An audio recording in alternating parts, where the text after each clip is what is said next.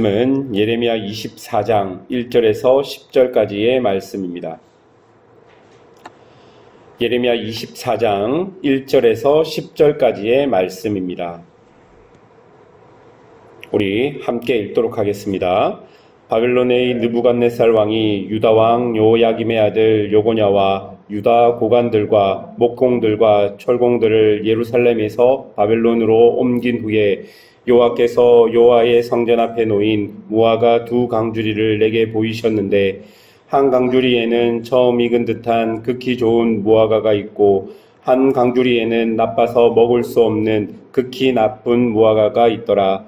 여호와께서 내게 이르시되 예레미야야 내가 무엇을 보느냐 하시매 내가 대답하되 무화과온데 그 좋은 무화과는 극히 좋고 그 나쁜 것은 아주 나빠서 먹을 수 없게 나쁘니이다 하니 여호와의 말씀이 또 내게 임하니라. 이르시되 이스라엘의 하나님 여호와께서 이와 같이 말씀하시느니라. 내가 이곳에서 옮겨 갈대아의 이 내 땅에 이르게 한 유다 포로를 이 좋은 무화과와 같이 잘 돌볼 것이라.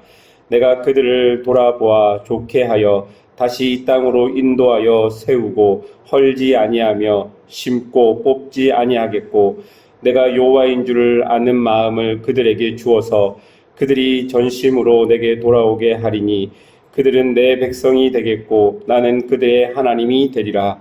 여호와께서 이와 같이 말씀하시느니라. 내가 유다 왕 시드기야와 그 고관들과 예루살렘에 남은 자로서 이 땅에 남아있는 자와 애굽 땅에 사는 자들을 나빠서 먹을 수 없는 이 나쁜 무화과와 같이 버리되 세상 모든 나라와 가운데 흩어서 그들에게 환난을 당하게 할 것이며 또 그들에게 내가 쫓아 보낼 모든 곳에서 부끄러움을 당하게 하며 말거리와 되게 하며 조롱과 저주를 받게 할 것이며 내가 칼과 기근과 전염병을 그들 가운데 보내 그들이 내가 그들과 그들의 조상들에게 준 땅에서 멸절하기까지 이르게 하리라 하시니라.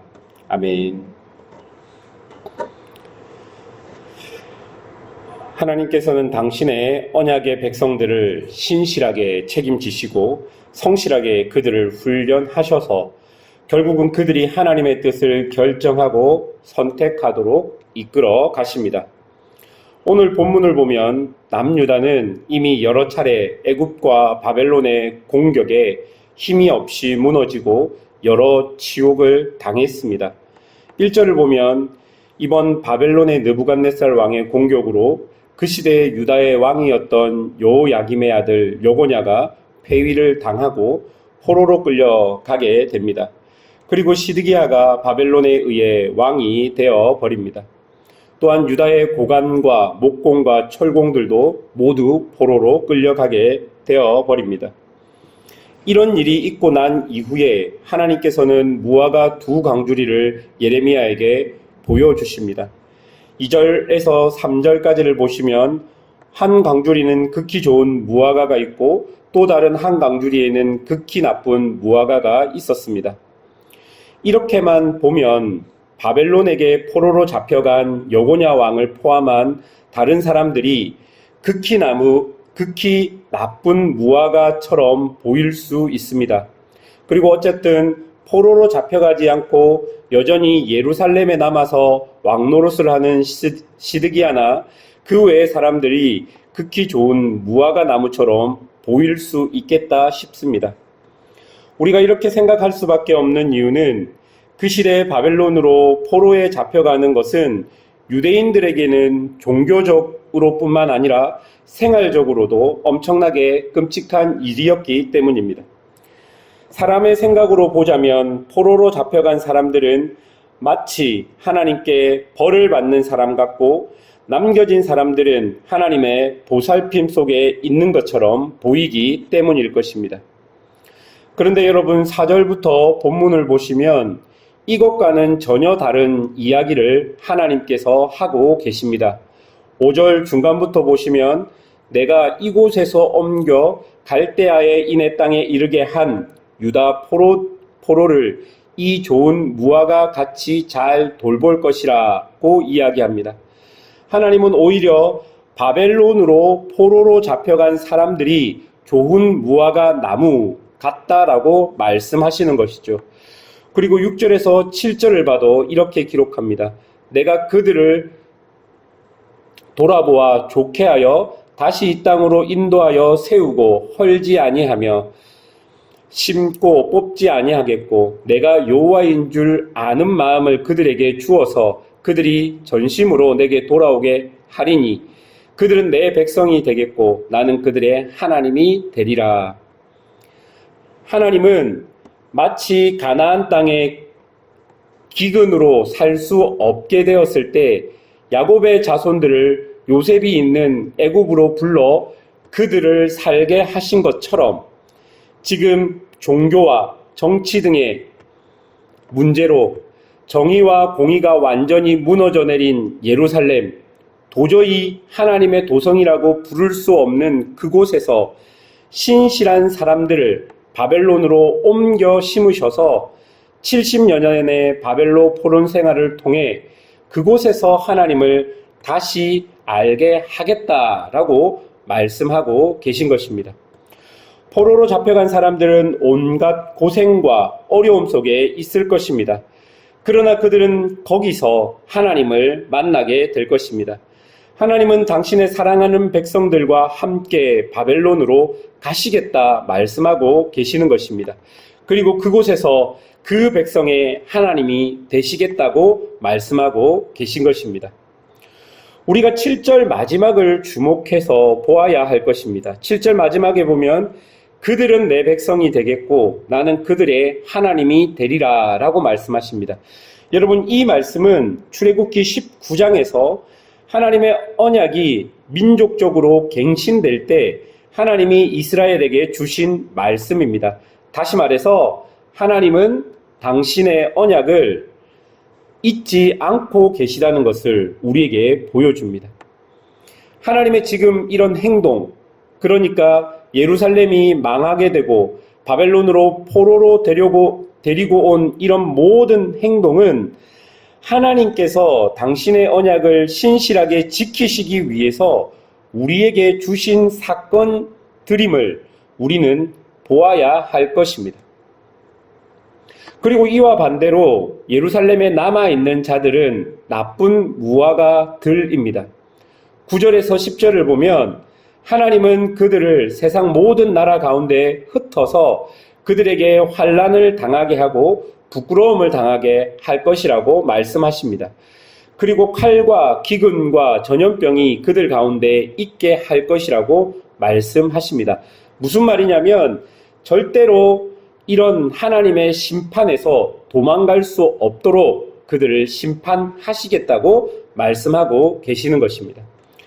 거짓 선지자들의 말에 속아서 아직도 하나님의 뜻을 분별하지 못하고 예루살렘은 망하지 않는다는 거짓에 속아서 자신의 죄악을 보지 못하는 그들을 향해서 하나님께서는 반드시 분명히 심판하시겠다고 말씀하고 계시는 것입니다. 사랑하는 여러분, 예레미야서를 읽어보면 무엇이 하나님의 뜻인가 분별하기 어려울 때가 많이 있습니다. 예를 들어서 바벨론이 공격해 왔는데 성 밖으로 나가 항복하는 것이 생명의 길이라고 말씀하고 계시는 것과 오늘 본문에서 포로로 잡혀간 사람들이 좋은 무화과라고 말하는 것은 우리의 생각으로는 도저히 이해될 수 없고 우리가 가지고 있는 신앙의 상식으로도 이해할 수 없을 때가 많이 있습니다. 여러분, 이런 상황들이 우리 삶 가운데도 벌어질 수 있겠다 싶습니다.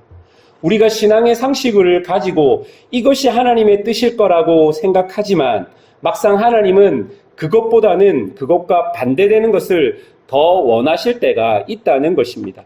우리의 상식과 우리의 생각을 뛰어넘어서 우리가 도저히 예상하지 못하는 것이 하나님의 뜻일 수 있다는 것입니다.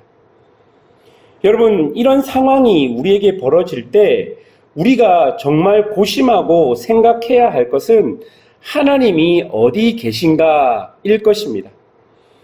바벨론의 공격 속에서 하나님은 예루살렘 성 안이 아니라 예루살렘 성 밖 바벨론과 함께 계셨습니다. 오늘도 예루살렘이 아닌 포로로 잡혀가는 사람들 속에 하나님이 계셨습니다. 여러분, 하나님이 계신 곳에 바로 하나님의 뜻이 있는 것입니다. 그런데요, 하나님께서는 어디 계시냐면요, 정의와 공의가 있는 곳에 하나님이 계시는 것입니다. 불의와 제약이 가득한 곳에는 하나님이 계실 수 없는 것입니다.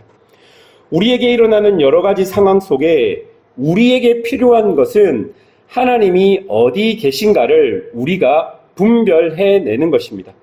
그것을 잘 알고 그것을 잘 훈련하기 위해서는 내 인생에서 일어나는 여러 가지 사건들 속에서 내가 정말로 하나님 앞에 진지하게 그 사건들을 하나님 앞에서 이해하고 바라보는 시간들이 내 안에 축적되어야 한다는 것입니다.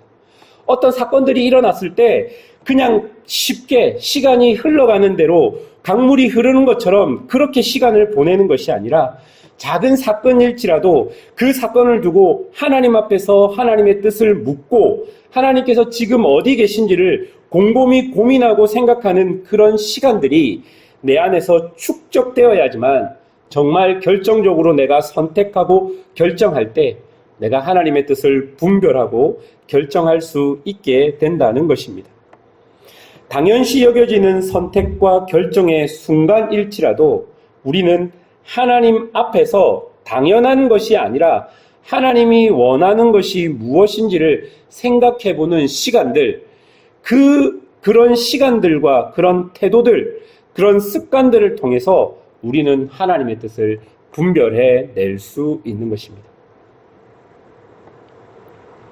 그러니 어떤 순간 우리가 하나님의 뜻을 분별해 내는 것이 아니라 우리의 삶에 전반적으로 하나님께서 주신 여러 가지 상황들 속에서 하나님을 조금 더 진지하게 고민하고 기도하는 그런 작은 시간들이 모여서 우리는 하나님의 뜻을 분별할 수 있게 된다는 것입니다.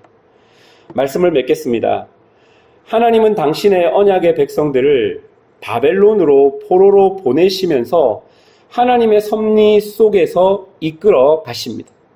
지금 당장은 이해되지 않는 일들 속에 우리가 있을 수 있습니다. 바벨론으로 포로로 잡혀가는 사람들도 포로로 잡혀가면서 이것이 하나님의 뜻일 거야 라고 포로로 잡혀가는 사람이 없었을 것이고, 그리고 예루살렘에 남아서 왕자리를 차지한 시드기야도 내가 나쁜 무화과 나무일 거야 생각하지 않았을 것입니다. 우리에게 이런 여러 가지 상황들이, 우리에게 이해되지 않는 여러 가지 상황들이 있지만 하나님을 신뢰하면서 묵묵히 그 길을 따라간다면 그 속에서 우리는 하나님을 만나게 될 것이고, 이런 여러 가지 일들이 우리에게 축적되어 결국은 내가 하나님의 백성으로 하나님이 원하시는 모습으로 변화될 수 있다는 것입니다. 오늘 이 말씀을 기억하시면서 오늘도 하나님 앞에 진지하게 우리의 모습들을 돌아보는 그런 은혜의 신앙인들이 되시기를 주님의 이름으로 축원합니다. 함께 기도하겠습니다.